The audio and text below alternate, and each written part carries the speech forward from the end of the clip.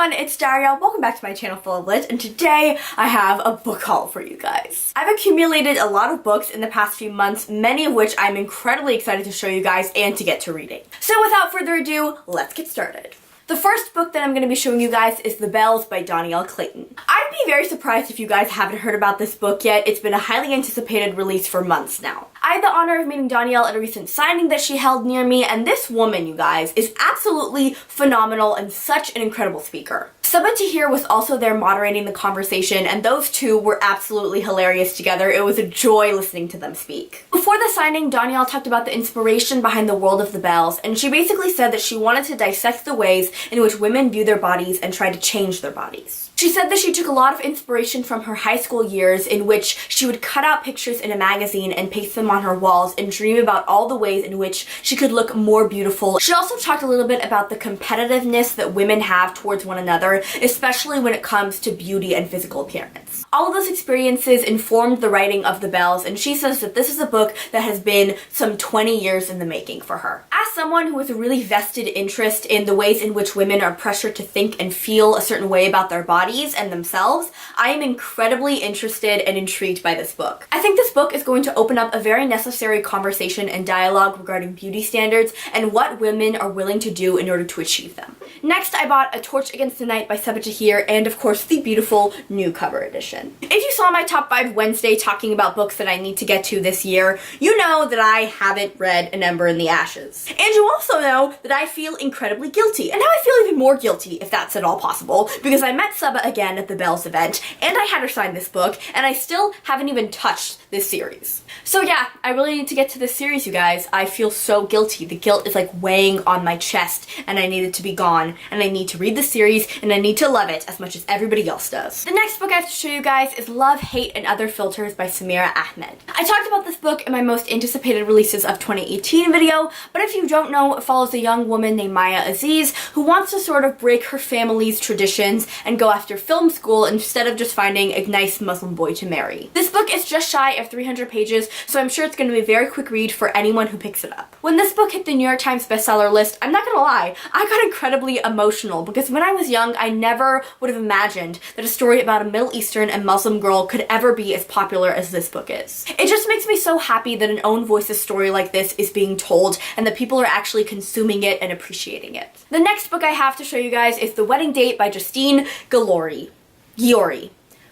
Once again, I'm unable to pronounce people's last names. This is an adult contemporary romance that tells the story of Alexa Monroe, who one day gets stuck in an elevator with an incredibly attractive man named Drew. Alexa and Drew get to talking, and Drew tells her that he's supposed to go to an ex's wedding this weekend, but his date bailed on him in the last minute. So in a moment of utter spontaneity, desperation, and attraction, Drew asks Alexa to be his date, and she says yes. I actually already finished reading this book, and you guys, it is the most adorable thing I have read in quite some time now. The fake dating trope in here, perfection. I also really appreciated that there was an interracial romance at the center of this novel. I feel like we don't see that very often, especially in romance that is very much dominated by white cis people. I definitely plan on doing a review of this book because I just can't stop smiling whenever I think about it. The next book I'm going to be sharing with you guys is Autobiography by the writing duo Christina Lauren. I've read a few of this writing duo's romances and I enjoyed them, but I've heard incredible things about this YA story that these two have put out. This story focuses on Tanner, who is a gay high schooler in a small community in Utah that is predominantly Mormon. So Tanner joins a seminar that his high school puts on, and basically by the end of the seminar, every single student in the class will have written a full-length novel. Tanner is incredibly blasé about the whole thing until he starts developing feelings for the seminar teacher, Sebastian. I picked up this book at the recommendation of Joss from Squibbles Reads, and if she loves it, then I'm just gonna trust her opinion. The next book I picked up is Dear Martin by Nick Stone. Dear Martin tells the story of a young boy named Justice who is on the honor roll at his school. He's an exceptional student and he's well on his way to Yale, but one day he gets arrested and put into handcuffs. This incident ends up really rattling Justice, and so he decides to start penning letters to Dr. Martin Luther King Jr. I've always been a real sucker for that trope in books where someone's writing letters to a person that they admire who's either dead or doesn't really know that they exist. I read Nick Stone's bio in the back of this book, and she said that she wanted to look at current affairs through the perspective and lens of Dr. Martin Luther King Jr. This book is fairly short. It's only about 200 pages, but I feel like it's really gonna pack a punch. This past weekend, I purchased Truly Devious by Maureen Johnson. I talked about this book in my most anticipated reads of 2018, but I am incredibly excited for this because it's a YA murder mystery, and I feel like we never get any of those. John Green and E. Lockhart wrote blurbs for this book, so I imagine it's going to be phenomenal, and I'm just really in the mood for a fast-paced, thrilling murder mystery novel. I've been watching a lot of old Sherlock Holmes movies.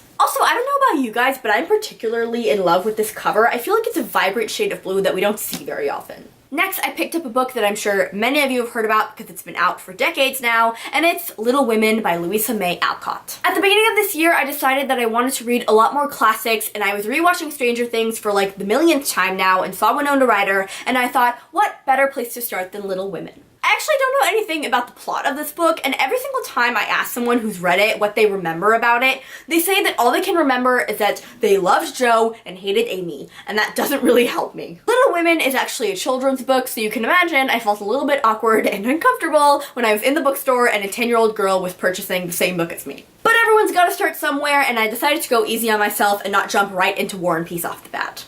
Next up is Hate List by Jennifer Brown. Now, this book focuses on a young woman named Valerie whose boyfriend shot up their high school. Now, the real kicker is that Valerie's boyfriend Nick used a list that the both of them came up with of people that they hated as his kill list. So Valerie is in an incredibly vulnerable place. She feels incredibly guilty. She doesn't know why her boyfriend did the things that she did, and she's also facing a lot of scrutiny from her community surrounding her. I know that there are a few YA books that have come out recently surrounding school shootings, but I've never heard of one that doesn't focus on the shooter or anyone involved, but instead focuses on someone close to the shooter. I think it's an incredibly original twist on a story that we've seen a few times before. Next up is another book that I finished as well, and it's The Seven Husbands of Evelyn Hugo by Taylor Jenkins Reid. 30 pages into this book, I knew it was going to become an instant favorite, and that is exactly what happened. This book has captured my heart. I already talked about this book in my January wrap-up, but let me just reiterate that this book is so incredibly powerful and beautifully written, and it's just a story that I feel like everybody needs to hear. I'm definitely going to be doing a review of this book, so watch out for that, but I feel like I need to read it one more time to really soak up all the feelings and be able to talk about this book in coherent sentences. Next up, I bought Kiss the Sky and Fuel the Fire by Krista and Becca Ritchie. You guys, my dad walked in on me reading one of these books, and his eyes bugged so much that I thought that they were just gonna pop out of their sockets. So obviously, given the incredibly shirtless men that are on these covers, you can tell that these are romance books. These two books are part of the Addicted series and Calloway Sisters series. Both of those series follow three sisters, the Calloway sisters,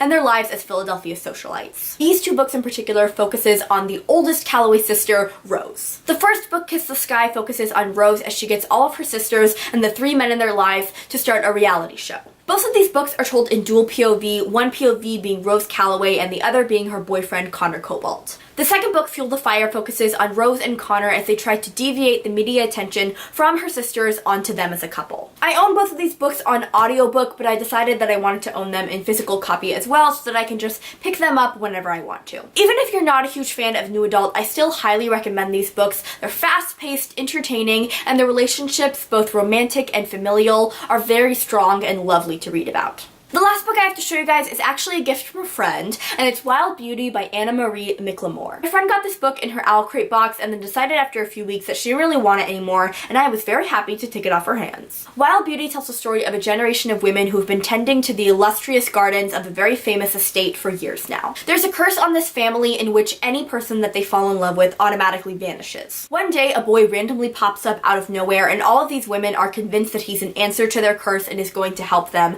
but he doesn't know anything about himself except the first three letters of his name, Fell. I'm a sucker for the amnesia trope, and while I'm not the biggest fan of gardening in general, I cannot deny that this cover is stunning. So that's it for me today, guys. I hope you enjoyed this video. If you did, like, subscribe, comment down below, let me know if you've read any of these books, and I'll see you guys next time. Bye!